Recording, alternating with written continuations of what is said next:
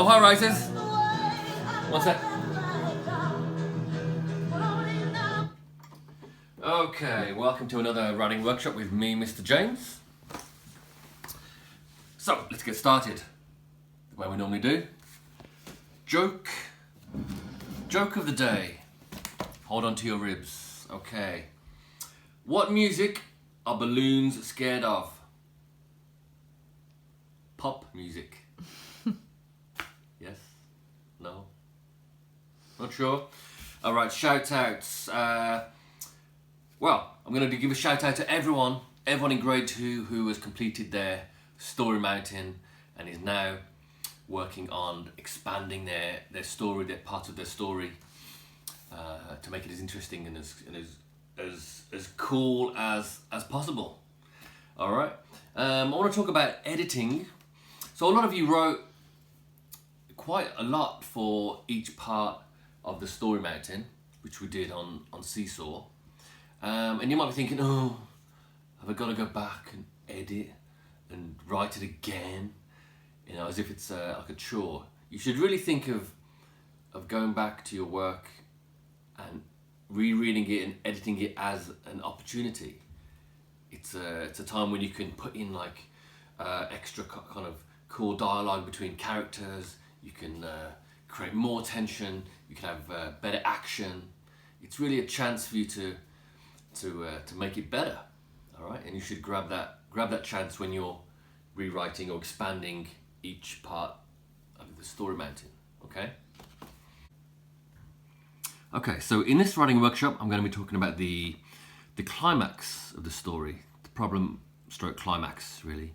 If you remember from previous writing workshops, I started off with the characters. That's my character, Pablo Penguin PI. We looked at the setting, Boulders Beach. And there was an enemy, an antagonist. That was Lord Blubber. Okay. And the last time I talked you through my rising action events, the creation of suspense. And here's a picture of the scene where Parker comes back and tells Pablo Penguin PI that Piper has gone missing. You see, it's quite animated there. He's quite distressed that his sister's gone missing. Okay. So good writers create suspense by using show don't tell and exciting dialogue, and I'm going to point out some examples in my own story about Pablo Penguin PI, about where I've used these two devices. Okay. So I'm going to go over to a screencast now, and I'll see you there. Okay, bye-bye. Okay, hello again, writers. Today I'm going to show you how I wrote my middle part of the story, the top of the story mountain, problem or dilemma, or sometimes called the climax. I took the writing I did a few days ago. Pablo finds his way to Lord Blubber's island. Beneath a volcano on the island, he's shocked to see hundreds of penguins trapped at machines being forced to make fish pies by Lord Blubber's gang. I took that writing and typed it here. And over the last few days, I've just been thinking about how I can expand that part of the story, how I can add details, how I can make it more exciting, how I can add dialogue. And this is what I've come up with. Let me go through it with you. So let me take that away. Now, I have actually written quite a lot for this part. I don't expect you to write as much, but I just got very into the story, and it just got kind of snowballed. I'm sure you are aware of times when that's happened. You write more than you expected to. Okay, here we go. All right, so I'd like to highlight some times where I've used dialogue to kind of heighten tension or to call attention to the action.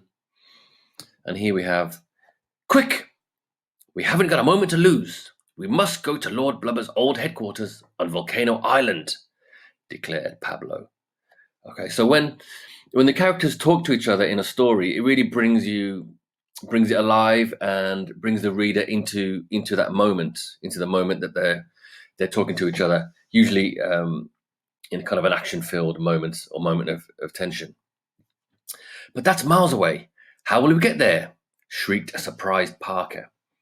So I'm kind of using different words there to mean say. So rather than just using the word said or say, Pablo said this, Parker said this. I use different words to say in a different way. So I use the word declared, and here I've used the word shrieked. So it just gives it a variety of words you use for basically the same thing. Okay, we're going to swim there, of course.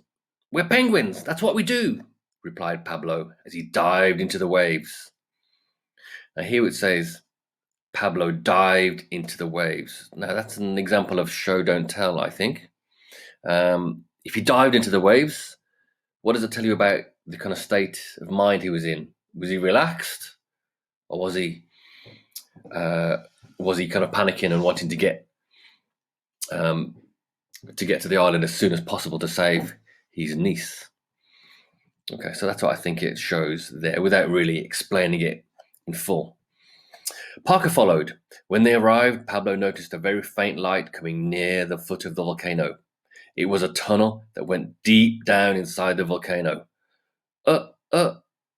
Uncle, I have a very bad feeling about this, uttered Parker. All right, so there I've used the word uttered. So maybe he was kind of tripping over his words a little bit. And the fact that he kind of stuttered over the word uncle suggests he was maybe a little bit more nervous than Pablo P.I. was at going to Volcano Island. Okay. Pablo headed down into the tunnel without hesitation. This must be one of Lord Blubber's operations, he muttered to himself. The tunnel seemed to go on in darkness forever. Finally, they reached the end. They were confronted with a horrible sight. A huge cave where hundreds of penguins were working at machines. What on earth are they making? Whispered Parker. Fish pies, exclaimed Pablo P.I. Is that Piper over there? Said Pablo. Grabbing his binoculars from his backpack, he looked through them at Piper in the far corner of the cave, putting tops onto fish pies. I knew it, declared Pablo. Up on a balcony looking down on his operation from his tall chair was Lord Blubber. Pablo thought he looked much fatter than he remembered him. But he still had the eye patch over one eye and his trademark ginger whiskers. Luckily, Lord Blubber didn't seem to have noticed them. You wait here, said Pablo to his nephew. Pablo quietly shifted his body along the wall of the cave, being careful not to bring attention to himself. So here's another example of show, don't tell. Pablo P.I. is being secretive and sly, and he's trying to sneak up on Lord Blubber, of course, but that's not explicitly said in the story. He just gives you the hints. It's like show, don't tell. Okay. He reached some stairs and climbed them as silently as possible. Pablo reached the door to Lord Blubber's balcony and quickly opened it. Okay. So as I said before, I wrote quite a lot for my middle section, my problem and climax. I don't expect you to write that much, but I just kind of got carried away. I liked adding details, adding dialogue. Okay, so now it's over to you, and I wish you the best of luck writing your problem climax, and I look forward to seeing them posted on Seesaw. All the best.